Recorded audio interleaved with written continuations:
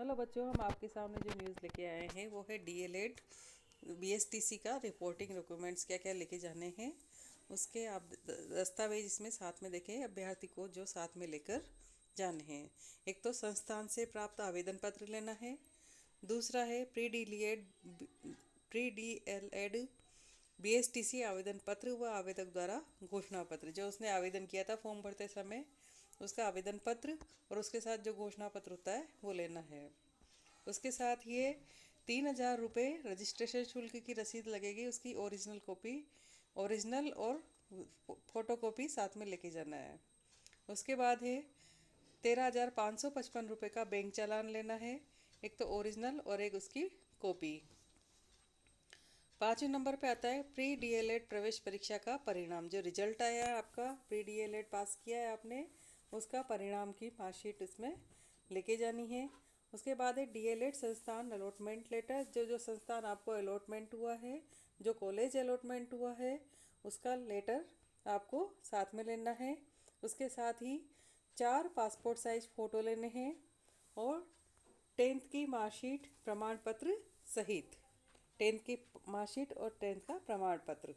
उसके बाद 12th की मार्कशीट और प्रमाण पत्र और वह अंतिम योग्यता की अंक तालिका। यदि आपने कुछ और भी कर रखा है 12th के अलावा तो उसकी अंतिम योग्यता की अंक तालिका आपको लेनी है।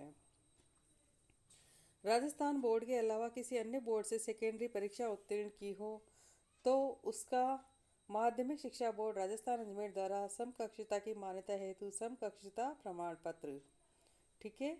राजस्थान बोर्ड के अलावा किसी अन्य बोर्ड से है, यदि आपने राज्य से आरबीएससी से कर रखा है तो आरबीएससी के अलावा किसी अन्य बोर्ड से जैसे सीबीएसई से सेकेंडरी परीक्षा उत्तीर्ण की हो तो उसका माध्यमिक शिक्षा बोर्ड राजस्थान अजमेर द्वारा समकक्षता की मान्यता हेतु समकक्षता प्रमाण पत्र, ठीक है। उसके बाद है 11वें नंबर पे स्थानांतरण प्रमाण पत्र, जहाँ से आपने अपनी क्वालिफिकेशन पूरी की है 10th 12th तक, वहाँ से टीसी लेना है और करेक्टर सर्टिफिकेट सीसी लेना है, ठीक है। अगला है जाति प्रमाण पत्र, यदि अन्य पिछड़ा वर्ग हो जैसे कि ओबीसी हो, अति पिछड़ा वर्ग हो, एमबीसी हो, आर्थिक रूप से पिछड़ा वर्ग हो यानी कि ईडब्ल्यूएस का प्रमाण पत्र जो 1 वर्ष से अधिक पुराना ना हो।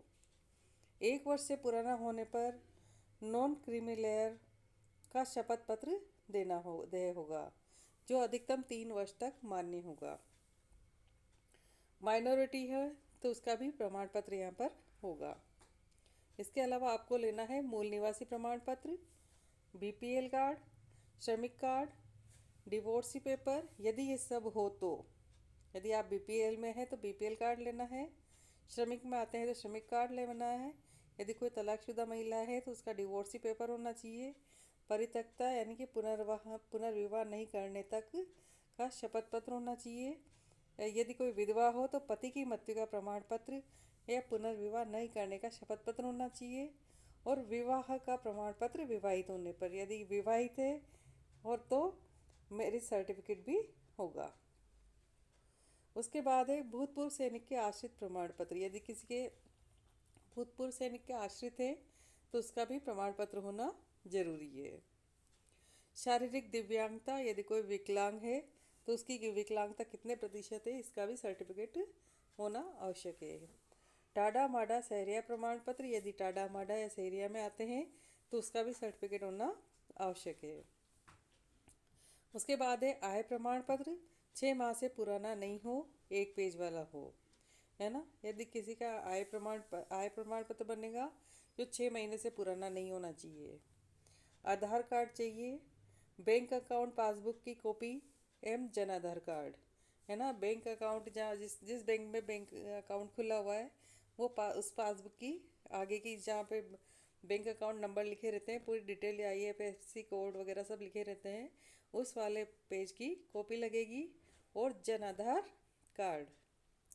यदि आपका पढ़ाई में गैप हो गया हो, 1-2 साल छूट गया हो, 12वीं के बाद आपने 1-2 साल किसी और तैयारी में लगा दिए हो और कुछ नहीं किया हो तो गैप का शपथ पत्र भी लगेगा, शैक्षणिक योग्यता में अंतराल होने पर, ठीक है।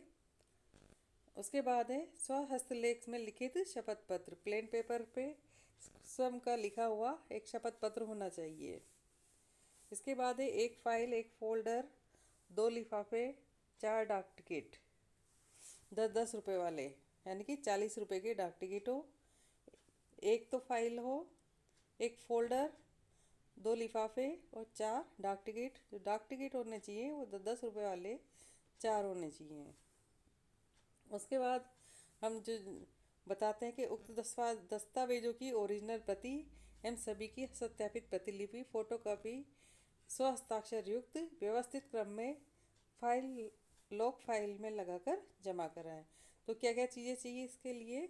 उक्त सभी दस्तावेजों की एक तो ओरिजिनल कॉपी होनी चाहिए, एक सभी की सत्यापित यानी कि जेरोक्स कॉपी, ठीक है, वो होनी चाहिए। फोटोकॉपी और हस्ताक्षर युक्त, उस पर फोटोकॉपी जो कराते हैं उस पर स्वप्रमाणित हो, यानी कि स्वयं के हस्ताक्षर हो, और व्यवस्थित क्रम में फाइल में ठीक से लगा के उसे जमा कराएं। आगे अपडेट्स के लिए जानकारी फिर मिलती रहेगी। तब तक के लिए हमारे चैनल को लाइक शेयर सब्सक्राइब करें। धन्यवाद।